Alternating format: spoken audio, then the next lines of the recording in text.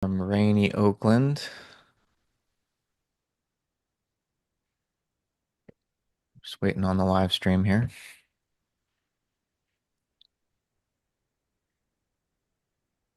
Rainy Oakland. All right.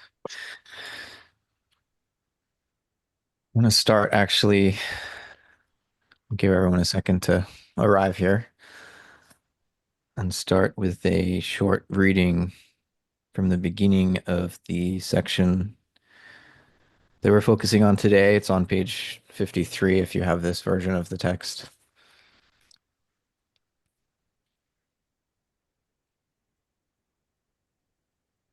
Steiner writes, "The age of Michael has dawned. Hearts are beginning to have thoughts. Spiritual fervor is now proceeding not merely from mystical obscurity, but from souls clarified by thought. To understand this means to receive Michael into the heart. Thoughts which at present time strive to grasp the spiritual must originate in hearts which beat for Michael as the fiery prince of thought in the universe. Hearts are beginning to have thoughts." So in the sections that we read, um, Steiner discusses this age of Michael and the way in which um, over the last few thousand years, what had been a mode of inspired human consciousness that received cosmic intelligence from above that would um, think in us in a way that was closer to what we would now call perception, that we perceived our thoughts. That more recently, this cosmic intelligence has descended to the earth and it's become lodged in human heads. He discusses during the height of the scholastic period in Europe, um, nominalism was born, which is a reflection of this descent of cosmic intelligence into human heads. Nominalism is nowadays more or less our common sense. It reflects this skull-bound form of thinking, the sense-bound intellect. And you see this in how, nowadays everyone has their own opinion, their own perspective. We have very little connection to a shared world of ideas. Our model for intelligence is now artificial intelligence, large language models, which produce um, a mimicry of human linguistic expression that's rooted in statistical patterning. And we are, because of this nominalistic common sense, very easily misled into believing that our own human form of intelligence works in just the same way, perhaps slightly more efficient and powerful than the computers, but more or less it's just a function of generalization from data, from sense data. Um, and this age of Michael is a time when um, we both recognize the necessity of this withdrawal of um, an inspired mode of thinking from the past and the birth of nominalism and the materialism that comes along with it. We recognize that as necessary for our freedom. We had to be cut off from that cosmic intelligence, but now it's time to recover our connection to that cosmic reality, but of our own volition, by bringing warmth to our thinking activity. And we have Michael's help in that task. As Steiner describes this process, he says, "What came from the heights must be found again in the depths." He says we have to become aware of an inner sun and recognize that our earthly lives between birth and death in this physical sense world is, he says, led by the sun. was thinking about this inner sun and this recognition, as Steiner's also in these leading thoughts that we read for this week, discussing waking, sleeping, and dreaming, and how imagination, inspiration, and intuition can allow us to recover in consciousness what is normally unconscious about our dreaming and our deep sleep.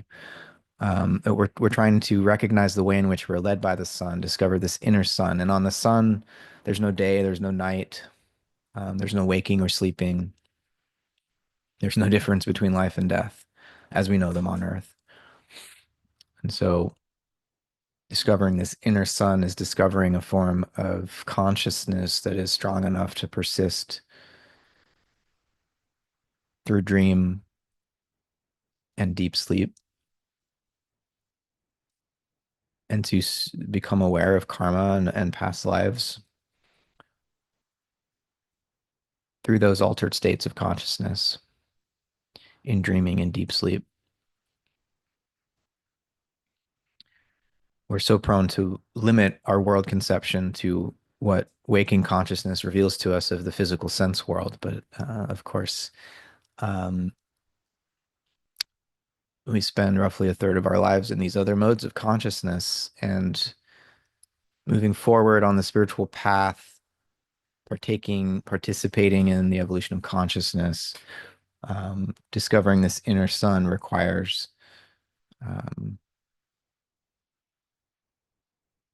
softening the polarities between waking and sleeping and dreaming, and finding a way to maintain consciousness through these transitions so that we can, in a way, prepare for that much larger and more intense transition, namely death.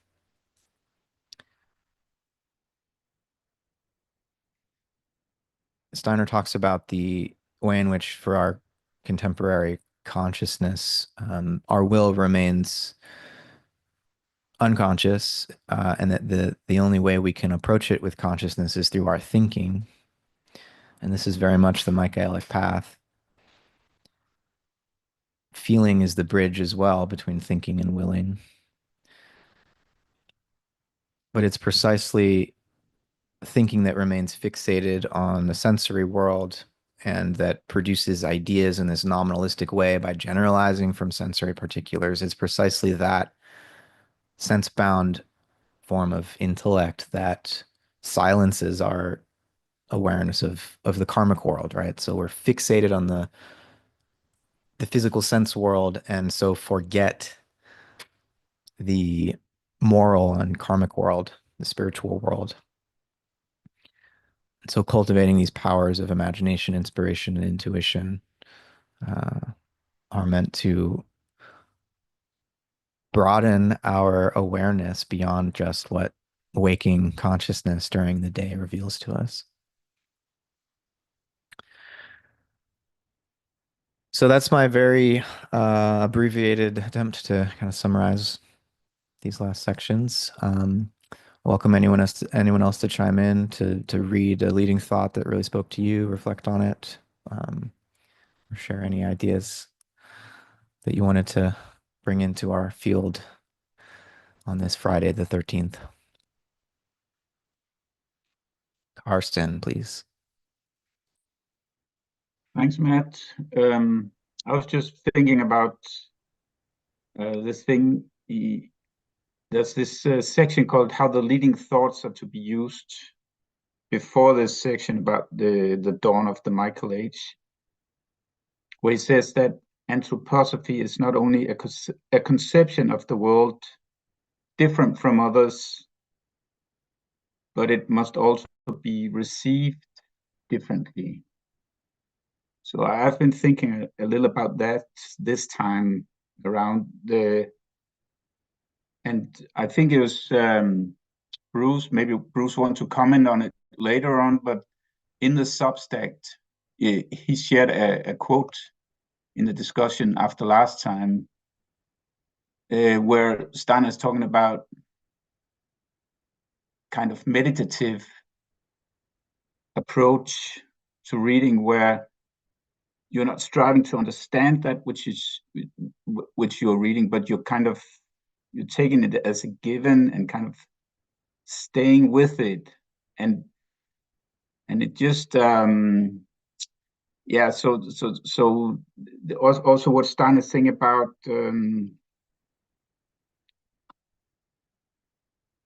this thing about hearts that you quoted, hearts beginning to have thought, and he's talking about in the I think it's in Living Thought 99. He's talking about how feeling and willing and thinking are not separated or should not be separated anymore. That there's a feeling and willing of thinking, and there's a thinking and feeling of willing. So this was quite new to me because I'm not that well versed in Steiner's thinking, but it gave a lot of afterthought and also self-reflection in terms of how do I approach these texts, and perhaps try not too hard at least to understand what he's saying, but simply staying with the ideas and also kind of feel the truth often just as much that as I would try to kind of connect it with any kind of background knowledge that I have and make comparisons and all these things that we normally do when we try to understand the text. So I think that's quite interesting, this idea. And if you look at the Substack, there's been some discussion. Angus has written something also about this. I mean, how do we approach these ideas in a meditative way? And the last thing I want to say about this is that I don't think that a group like this where we meet for 1 hour is actually the place to do this meditation. But I think each and every one of us individually could be inspired by this idea of another approach to text than just trying to understand them intellectually, and kind of go into the feeling and the willing of the ideas as well. So I found that kind of interesting and enlightening. Yeah, thanks, Karsten. I think we're still finding our way to use our time together in the most effective way possible. And I agree that that type of deep meditative reading is something we each do on our own, and then perhaps share the fruits of that during these sessions. I know that there was also some discussion on Substack about starting a volley page or some other meetings, and I encourage that. I probably won't be able to participate as much in that as I'd like, um, but I do encourage as many different pathways into this spiritual material as possible. And yeah, recognizing the ways in which feeling and willing, in addition to thinking, contribute to the ways that we digest this writing. It's not simply an intellectual exercise. Bruce, please. Well, I think I might be able to build on some of what Karsten was saying, if I can remember what I wanted to say.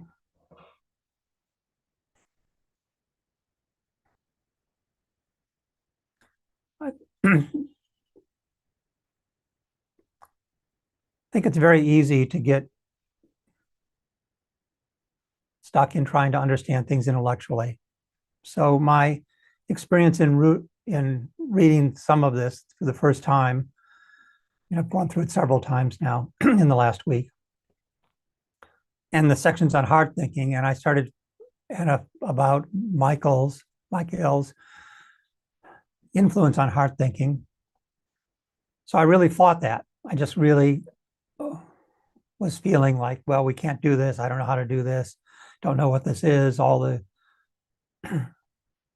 And trying to intellectualize on it way too much. And then I realized I do know how to do it. And I've been doing it for years and been leading groups that do hard thinking for years. And it just opened everything up for me. And that's what I wanted to say, is this idea that we can't do it. Now, I'm not accusing anyone here of having that, but I've had conversations with people before in anthroposophy or on the periphery of the Anthroposophical Society. Oh, and a lot of those went, especially in the 70s and 70s, when you're not going to achieve anything of Steiner's clairvoyance or that anything like that in this lifetime. It takes multiple lifetimes. It's a very strong belief. And here we are in the mid 2020s, and many people are having experiences that are along the path that Steiner talked about.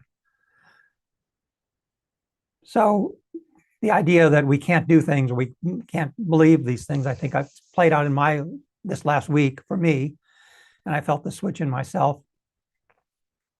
And so I wanted to tell you just very briefly about what people have been doing, at least since the 1990s. But Steiner takes it back to the 1890s and says that at that time, it was possible, and hearts began to have thoughts. So what does that look like? Well, one way that it looks, I'm not certainly saying this is everything. One way that it looks like to me is a form called dialogue or counsel or wisdom circles, or, well, those are the most common one. There's some other names for some of them also. Bohmian dialogue was one of them. The work of the physicist David Bohm, for some people, got a lot of this started. But the central idea to me of all of these different forms is that instead of formulating what you're going to say beforehand, you have a chance when the floor passes to you to sit in silence and to turn off your intellectual mind, so to speak, to sink into your heart and to wait for what your heart says. Or if we were in a religious context, we could say how God speaks to you. And I'm actually hoping to do this with a group of devout Catholics in January. I don't know if that's going to come about, but I'm really hoping that it does. So there's other ways of formulating it. So the process looks like this. The way that I would lead a circle like this is have a group of people like this sitting in a virtual circle, or a real circle is even nicer. Establish a pattern by which the conversation flows for them. Rosemary speaks first, Bruce-Mary, then Kirsten, then Matt, etc. And so everyone knows who they're passing to next. Then we pass a virtual talking stick from person to person by saying, I'm passing to Karsten, etc. And when you're done. And then when Karsten has the floor or Matt has the floor, it's theirs, just like it is here. And they can sit in silence then, if they will. And some people do. I always do. And wait to see what arises in their hearts. And the instruction for the whole group is, even if you don't do the process that I've just said, don't do the process of sitting in silence, the instruction is always to try to speak from your heart. And a great deal, something really happens in these groups. There's really a feeling of presence. And this presence is recognized by people, even very surprising people. Here's a book on dialogue. It doesn't disappear if I keep it moving fast enough, by William Isaacs, who's a professor I don't know if he still is active there at Harvard, written in the late 1990s. And he talks about experiencing how the field changes as dialogue progresses in these kinds of circles.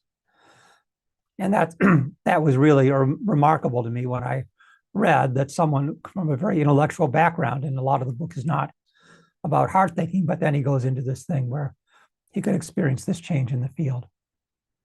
So I just wanted to say this. I wanted to say it's out there. People are doing this in different ways with varying degrees of success. All those names that I used before, dialogue, wisdom circles, council, have slightly different variations on what I've been talking about. They approach it in slightly different ways, but there are active groups every place that are doing this.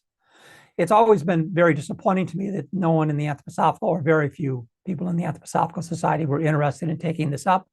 I've offered multiple times, but I think it's got a lot of promise. And every one of these groups, I come out changed. So thanks very much. Yeah, thanks, Bruce. I think it's true what you say that Michaelic thinking is dialogical and involves deep listening more than pre-formulated exposition of our own ideas, but really, yeah, sitting in council and waiting until the spirit moves us, as the Quakers would say, and seeing what wants to emerge between us. Um, and there's I think, increasingly quite urgent need to rediscover this form of dialogical thinking um, in our time. You know, like I said, because we're so nominalistic in our common sense, you know, everybody has their own perspective. Um, and we think that freedom of thought and freedom of speech and so on is all about defending that standpoint that is mine. And I think there's a deeper source of freedom and a stronger form of will, actually, that is about being confident enough in our own in our own selfhood, that we can let others in without fear of being annihilated by that process of listening. Yeah. Rosemary, please. I'm just continuing what Karsten and Bruce have started.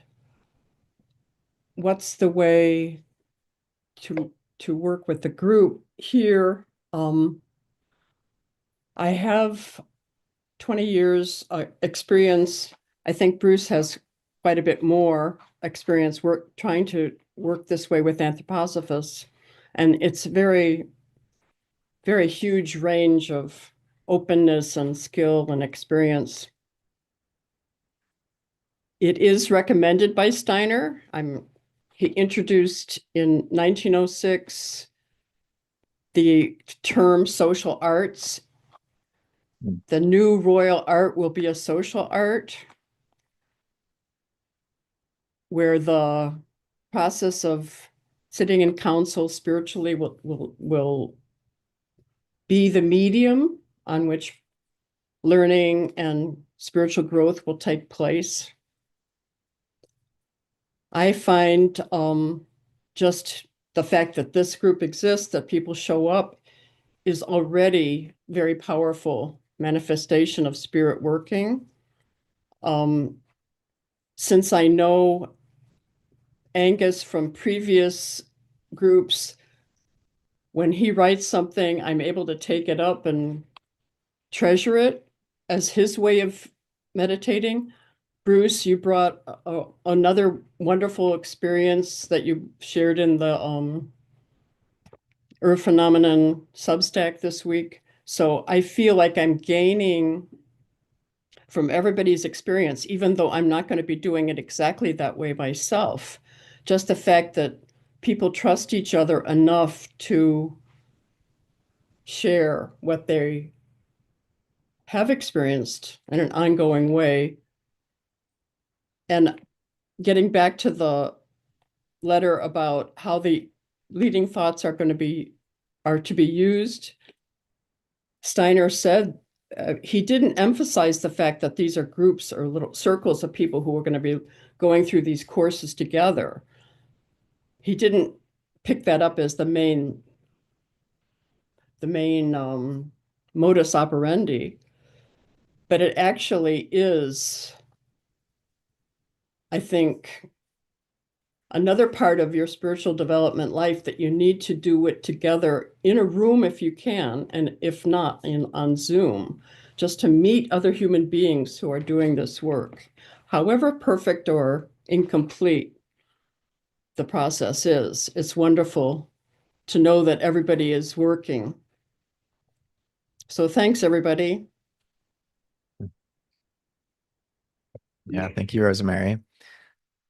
Something Karsten mentioned at the beginning of the sections we read um, for today about anthroposophy not just being a different conception of the world, Um, and that he even says that as theory, as mere abstract theory, it's actually worse than other theories, right? And so the way in which it's received through the heart, but the heart inspired by the cosmic intelligence of Michael say is what's so important here. And that this is about more than words. It's about feelings that um, penetrate into the soul and um, stimulate our will so that we can bring consciousness to uh, what we're encouraged to dismiss nowadays, to bring consciousness to that which does not appear in the physical sense world, but that can appear to us if we're able to, um, by imbuing our thinking with this heartfelt sense of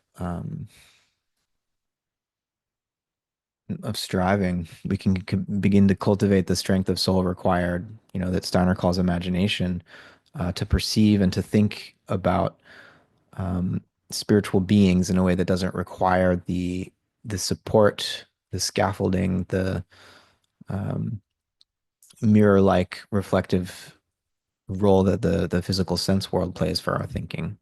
But in a sense, we can become our own mirror or our own source of light. Really, that's the inner sun, I suppose.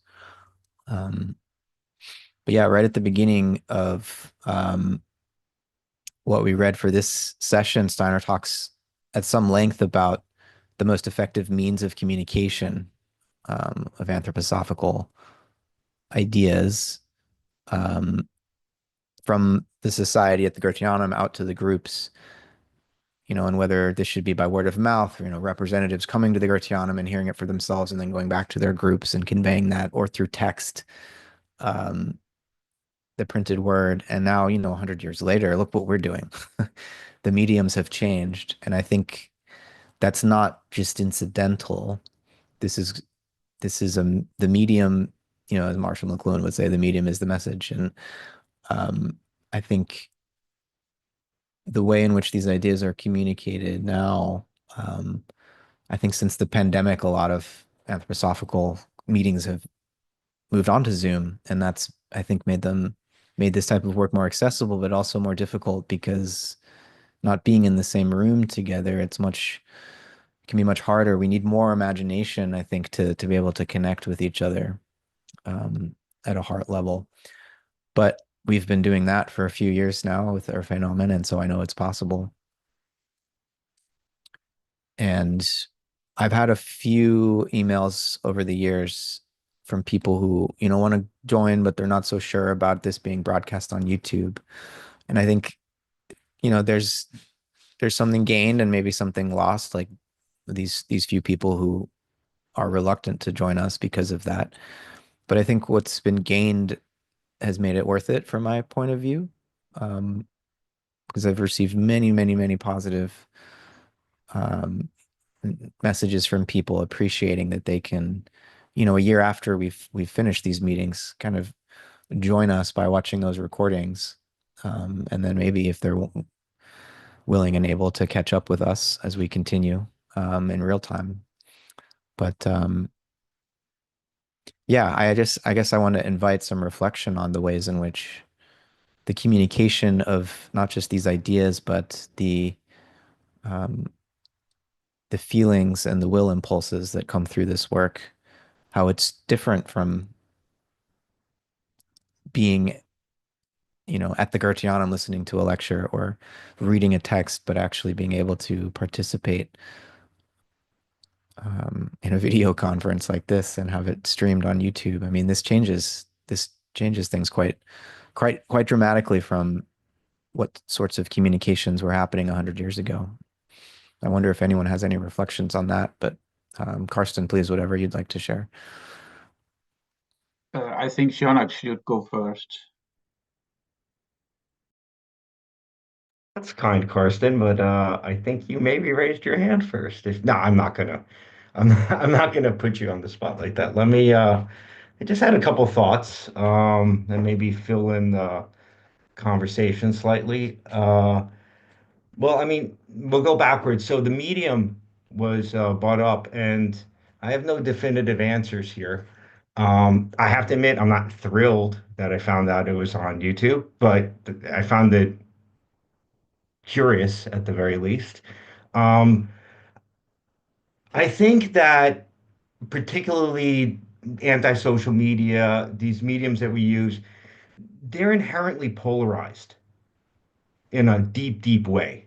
And they have questionable ideals behind their foundation. Now, that does that mean I don't use them?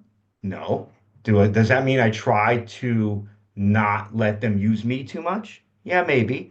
Does that mean that if I engage with them, I'm just speaking for myself here, if I engage with them, I have to bring in a little bit extra mindfulness or awareness of the nature of the medium? Maybe I have to make a little bit extra effort to fill the heart space because of the vacuum. But would I reject it? Go full ostrich? I'm not. That's not for me. But that's teach their own. But I thought I enjoyed hearing about the heart space conversation. I think um, intellectualism can be to some degree like kind of like cutting your teeth a little bit because in my experience, when you reach the edges of what you can do intellectually, it sort of can put you into another more heart space realm because you've sort of exhausted something. So I think that that's a possibility. Steiner has made comments that intellectual thinking can be a hindrance to imaginative thinking. And I can understand why, because there's a certain utilitarianism involved traditionally with traditional intellectual thinking and getting to points and the way you create arguments that are not the same motion in my experience that goes on with more imaginative kinds of thinking. Um, in terms of heart thinking, I have to think of the last panel, the foundation stone, if you're familiar with that. Depending on your translations, what we through our hearts would found, what we through our heads would direct, would focus willing. Or if you're familiar with the class lessons, lesson number 7 um, is really about this mystery. But I think one of the issues we're experiencing in our age is that if you ask a layman to appeal to their heart, they traditionally appeal to their unreflected feeling life. And I don't think that's the method that's going to get you where you want to go with this kind of work.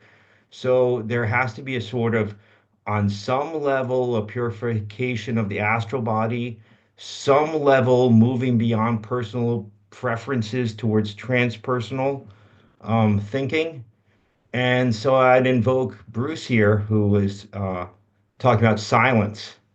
Because silence is a great little trick if you can enter that for just a moment to allow one to move beyond the personal towards the transpersonal. So those are my reflections. Yeah, thanks, Shanik. I really agree. We want to steer clear of anti-intellectualism and instead go through the intellect and beyond, but inclusive of it, right, to a kind of imaginative cognition. Um, it's trans-intellectual, perhaps not anti-intellectual, um, because that unreflective feeling life you're talking about can get stuck in you know the antipathies that drive this pursuit of vengeance that is the norm in human history. And we're seeing that play out now with this scapegoating dynamic and the glorification of murder. And I think that's a function of the unreflective feeling life. They can become so convicted that it is right, but lacking the virtues of thought and intellect to sort of take a step back and consider um, the consequences of certain forms of action. And yeah, we don't want to lose that. We don't want to forfeit that as we drop into a heart-centered form of thinking. Karsten. Yeah, so going back to how we approach this text, I've been playing around with approaching it like you would a musical composition. Because I mean, first of all, if you read several of Steiner's works, you see that there are some kind of themes that he returned to all the time, and this is also happening within a single book. So you have some themes that are interconnected, like you have self-knowledge, and he describes three types of self-knowledge: the I as a picture form, the I as a member of a spiritual world, and the I as being relatively independent of this spiritual world that it's a part of. And then you, of course, you have imagination, intuition, imagination, inspiration, and intuition kind of linked also to these three stages of self-consciousness. And you have in the body, you have the head, perhaps the nervous system as well. You have the rhythmic system somehow aligned with inspiration and feeling, and the astral body. So you have yeah, and then you have the metabolic system being related to intuition and also to the hierarchies. So you have the three hierarchies. Third, linked to imagination, the etheric body. Second, linked to inspiration, the rhythmic system, and the astral body, and so on. So without trying too hard to understand what he means, I think it's very rewarding just playing around with all these trinities, all these triplets that he's introducing us to that are somehow connected but still different. So and also you have thinking, feeling, willing. It's also part of the picture and so on. So that's been the kind of new thing that has happened with me this time around in one of Steiner's book, trying to approach it more thematic in this way, and not in a strictly linear way, but going back and forth and trying to discover all these different connections. Yeah, thank you, Karsten. Yeah, it's impossible, I have found, to understand intellectually these associations that Steiner is making. There's an invitation to grasp this experientially, I believe, which requires certain familiarity and effort put into certain exercises that strengthen our will, that strengthen our memory.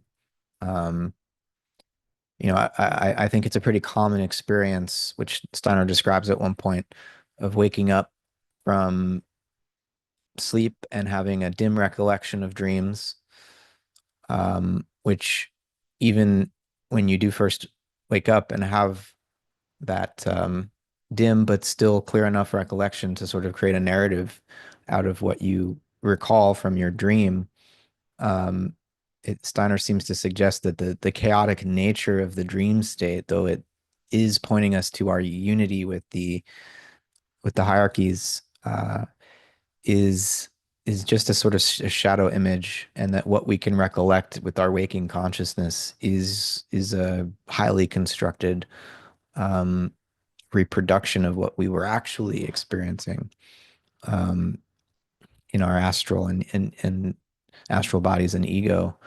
Um, and that experience of sort of dimly remembering, and then 5 minutes later, as I start thinking about the day ahead of me, I don't even remember those dim shadows of the dream often. And that experience of the lack of memory power, to me, signals how much work is left to do to really strengthen the will ultimately, I guess, but um, to become more conscious of feeling and thinking life as well. There's a lot of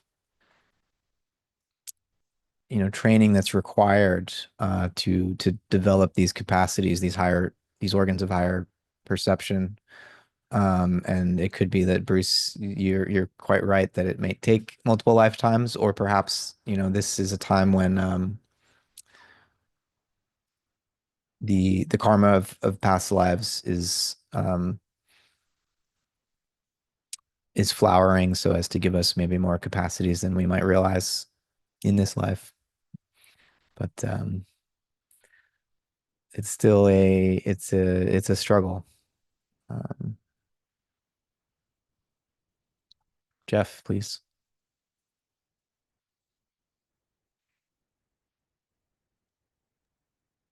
Hello. Yeah, there's I guess a kind of a meditative image that's arising for me, both out of these readings, and various discussion points this morning. And that is the geometrical image of the lemniscate, which really is kind of one of the star characters in interdisciplinary astronomy. So we read a lot about that through various lectures, the relationship of the sun and the earth and how they move around each other and the other planets. And as I have also appended to those lectures, a lecture I reference frequently is the Invisible Man Within, GA 221, which also implies, once you read interdisciplinary astronomy, this lemniscate within ourselves, between our two beings, we're kind of like, this motion of the sun and earth around each other, and many other things. Anyways, I'm thinking of these images, meditating on them, what we've talked about this morning, the process of this a deeper kind of dialogic conversation, and how do we do it, and what's the way to format that and all that. That's again, that's also a kind of a lemniscate. As somebody said something to this effect this morning, which is, to absolutely silence yourself when you're listening to the other. And then, of course, that comes back around, and you go back into yourself again, and process and move things forward from your point of view. But that moment of silence on the other side of the lemniscate of listening is another part of this image for me.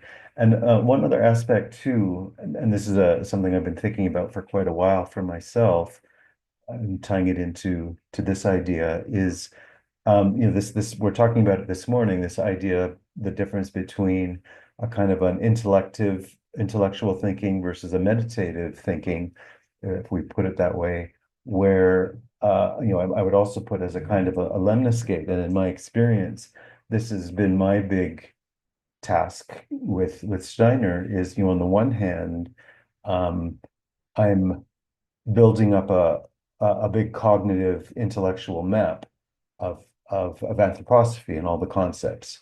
And every time I read something new in Steiner, especially a new concept that I've never seen before, or never heard him say before, it's like I have to fit that into the cognitive map. And that's intellectual work by and large. But then on the other side of that lemniscate, as I'm using this image, is on the meditative side. It's like, the intellect on its own, like the old metaphors, the map isn't the territory, is not going to get me there. But I need the map, I need that intellectual work. And then, as I say, I come through the other side of my lemniscate, the meditative side, to really, really deepen through all these other soul faculties of what that actually might mean, something we can never fully understand intellectually, as we're saying. So anyways, I'm thinking of all this and maybe more around this image of the lemniscate this morning, whatever that's worth to anyone here. Yeah, thanks, Jeff. The way that the lemniscate can maintain continuity even through inversions, I think is a really helpful image for um, reflecting on the relationship between the physical and the spiritual worlds, between the earthly hierarchies of mineral, plant, and animal, and then the celestial hierarchies, the angelic hierarchies. um, that we can begin, we need to form pictures to begin this process of recollection, of what's going on in dreaming and deep sleep. We need pictures, we need images, and I think the lemniscate is a very potent one. Um, there's just lemniscates upon lemniscates. Shanik, please. First, I wanted to thank Jeff for bringing the image. I think it's important when we're talking about not being too intellectual to speak with images when we can. But I was really moved by Matt's description of, the hazy waking state of the dream, something I know all too well. So, and there was a conversation a little bit like, okay, a certain amount of karmic work has to happen. I'm here to say that you can do a lot without multiple lifetimes. I'm sure everyone has their own practices, but um, there's ways of seeding your sleep, right? Which is to bring intentionality into your sleep life. And I mean, the famous one is the Rookshaw, which is par excellence. Is a fantastic practice, which, if you don't know, which you probably do, it's reviewing your day backwards. And, it has a different benefits. One is what matters in your day is never what you thought it would be when you woke up and you had your agenda of things you thought were important. What shines as moments, karmic moments in your day are surprising, but it also gives you an opportunity to reverse the will that you perceive the world with. And in a way, you're giving your day back. And so I think when you work, in my experience, when you work with sleep a lot, um, my dreams at certain times in my life, they're not random at all. They're almost mirror images of my day, actually. The more work I do, the closer my dreams get to being just like my regular life with a slight tweak towards the question that I'm thinking about. But it's not the dream for me was the what got my enthusiasm for the work, right? But then after a while, it wasn't about the dream at all. It's about that morning state of being in twilight and being in between the two worlds. You're never, in my experience, I'm never going to get a better meditation than deep sleep. It's incredible. So if I can bring something into that state, I find to get a lot more mileage, if you're going to use that term, than I would just by my normal daily practices. And so I think one of the hardest things in the world is waking in silence and not letting the your emails or your to-dos enter your state. And it's super frustrating, but at the end of the day, it's just a practice like anything else. I'm sure that if I can do it, people can do it. But also, I think it's important sometimes to extend the state. And that means not bringing things into cognition, maybe not interpreting your dream, maybe not taking the taking the fruit of it, but staying in a kind of, shall we say, etheric state, something in between.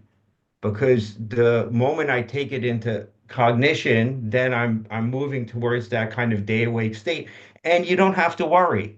It'll come to you. All of that insight and stuff, it'll come throughout the day. But I think the longer that you can kind of stay in that in between state, and I tend to do it by focusing more on how I feel about things rather than what the payoff is. But I can't help it. I like the payoff. I like intellectual. I like thinking thoughts and all of that. So, but I think this is like the world's softest sales pitch, if I may, because I can't actually want to sell you on this, but I do think that there's a lot there, and I think it's wonderful. So, thanks, Matt. Yeah. Thank you, Shanik. I'm sold. James, please. Yeah, I was going to say, for me, it's intellectualizing feeling. Before, I never had feeling, it was just there. You never thought about it. It was just there. It was a part of your day. But these feelings that come and I start leaning into it, what it was feeling like. I think Carsten said something about, or even you, Matt, about the hierarchies and stuff like that, and having problems with. For me, I grew up when I was like 5 years old. I remember my parents' house had bunk beds, and I loved them. There was like a castle, but my mother had two pictures up, and they were pictures of a little girl and a little boy and an angel over them.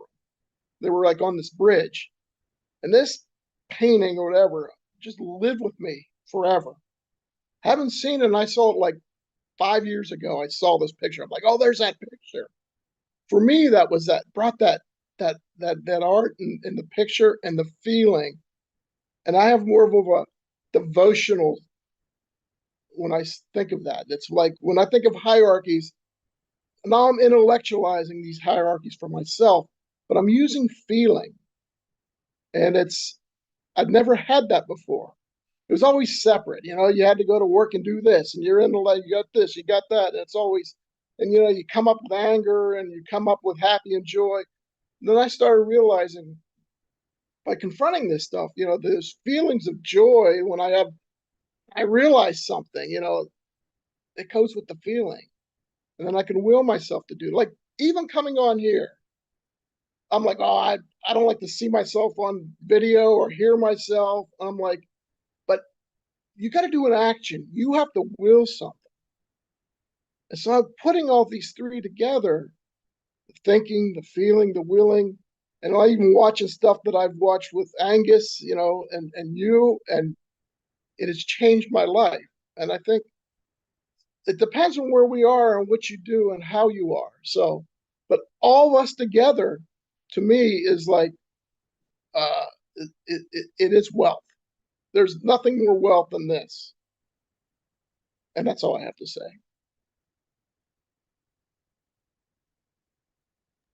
Thanks, James. Really appreciate that. Thanks for chiming in. Mark, please. Hey, so first I apologize. My voice, I sound a little frail. I've had a cold for about 12 days, but that's part of the context for responding to some thoughts that Shauna brought up with relationship to, and you, Matt, also to interacting with this boundary condition of sleep. Over the last couple of days, I've experienced quite a change in how my dreaming works. So I just wanted to characterize it, say maybe some people will find it resonant or interesting. What I started to experience is that in a way on waking, the dream activity is very intensively in the region of the eyes. So it's almost as if the dream continues within the region of my eyes. And what really started to jump out at me is I'm in fever. I wake up, I go to the bathroom, I take care of some things, I come back to bed, and it's almost as if the dream hadn't stopped and it was there sort of continuing in the region of the eyes. And the important thing that I found I had to do was to ensure that my larynx didn't become engaged. Like as soon as I start the subvocalization, then things start to, well, they change. I don't have enough experience yet to suggest that that's all of the intellectualizing that kicks in, but I can certainly appreciate that would be a way of things linearizing. And so as long as I am able to sustain that suppression of the subvocalization with just like gentle awareness that focus in the region of the eyes, very vast visual panoramas are recoverable. So they're and again, it's an interesting experience to try to let the verbalization kick in a little bit, because the discrepancy between the two modalities is so vast that like I have absolutely no trust in like the vocalization. I'm like, you're just lying. But not like, in a scolding sort of way. It's just you realize that it's effectively pointless. And yet there's this region that you can maneuver through um, with some flexibility. So anyway, I thought I would contribute that to dream recall. Yeah, a lot to contemplate there about delaying the involvement of the larynx as we awaken to avoid the rush into trying to narrate our dreamscape. I'm gonna have to chew on that for a bit. Thanks, Mark. Douglas.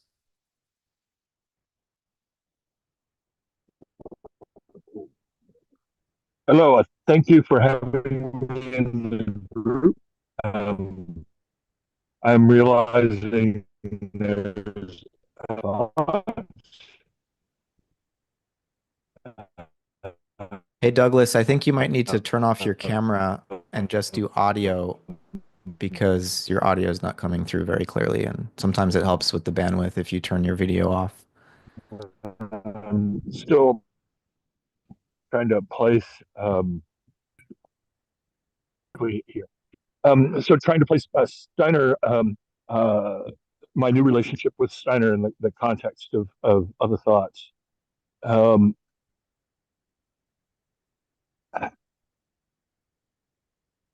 I'm currently doing a Whiteheadian interpretation of Marx, and reading uh,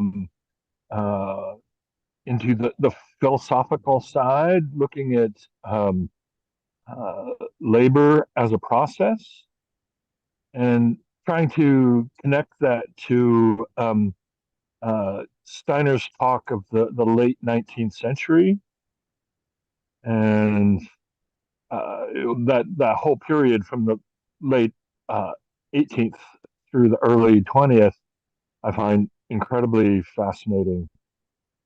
But I'm seeing perhaps there were some fruits, traditions that we have lost from a philosophical reading of Marx prior to the Russian Revolution, where that creative labor, if you will, created exactly the same type of heart thought that Steiner is saying emerged at that same time. There's a relation in those traditions. Secondly, I am newly engaging with a Zen Sangha, an online Zen Sangha, which is having the same discussion of what you can do over Zoom. That has some roots in the Bay Area. It's the Crestone Mountain Zen Center, which was formerly founded by William Irwin Thompson, um, uh, from the Bay Area. They had uh, his organization, Lindisfarne, had uh, uh, meetings at Tassajara and the San Francisco Zen Center. There's a complicated history there. Douglas, your audio's really Matt breaking up might again. know a little bit of those spiritual, intellectual traditions, but they are having that same discussion. No results yet. Mm. Yeah. This is an interesting place. But Sorry, Douglas. Your audio has become I'm garbled good. and Thank incomprehensible. you. I did hear a lot of that. Um, Glad to know that other spiritual communities are engaging with that question about what's possible in this medium. Um, William Irwin Thompson is a name that I Certainly, my cat's always making trouble when I'm on Zoom. Um, Thompson is a name that I certainly hope that you're all familiar with. He's written about Steiner, and brought Steiner into conversation with other uh, important 20th century seers in a really creative way. Um, mm, yeah. Bruce, please. Well, I'm only speaking again because no one else had their hand up. And I'm really like to hear from other people. I can say something a little bit more about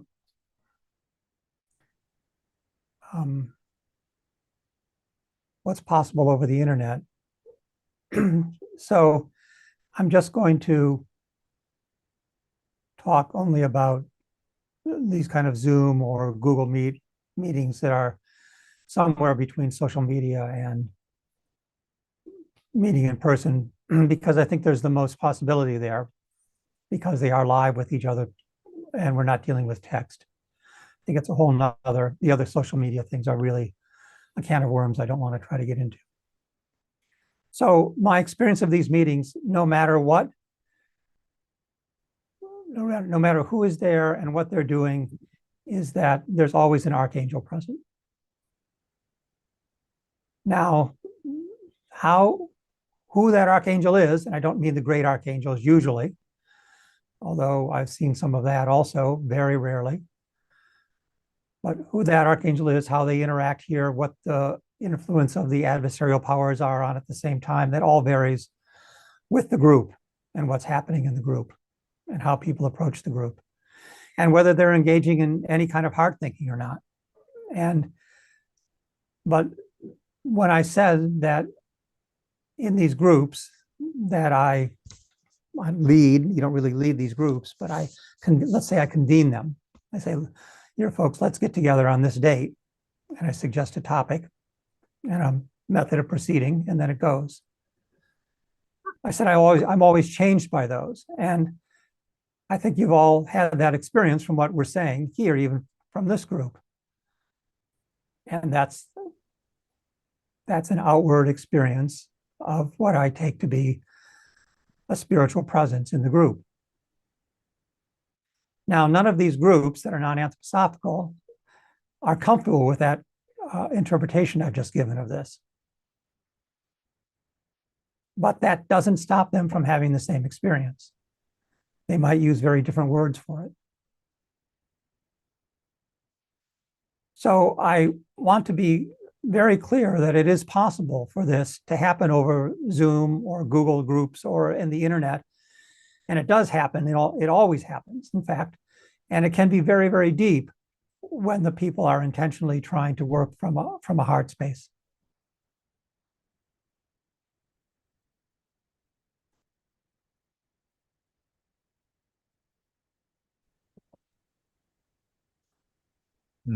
I have other things to say about these texts, but I think I'll let it go for now. I might point out something in the chat very briefly later. Thank you. Thanks, Bruce. Yeah. I like that suggestion, or that perception, perhaps, that there's an archangel present in meetings like this. So we're at the top of the hour, so I'll let you all go. Just a reminder, I invite anyone who would like to introduce um, the reading for the next session to let me know. Otherwise, I'm happy to do it.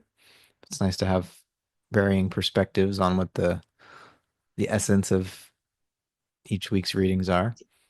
Otherwise, let's continue the discussion on Substack. It was very lively under the last session, so let's keep that going. I really appreciate all of your participation. See you next week.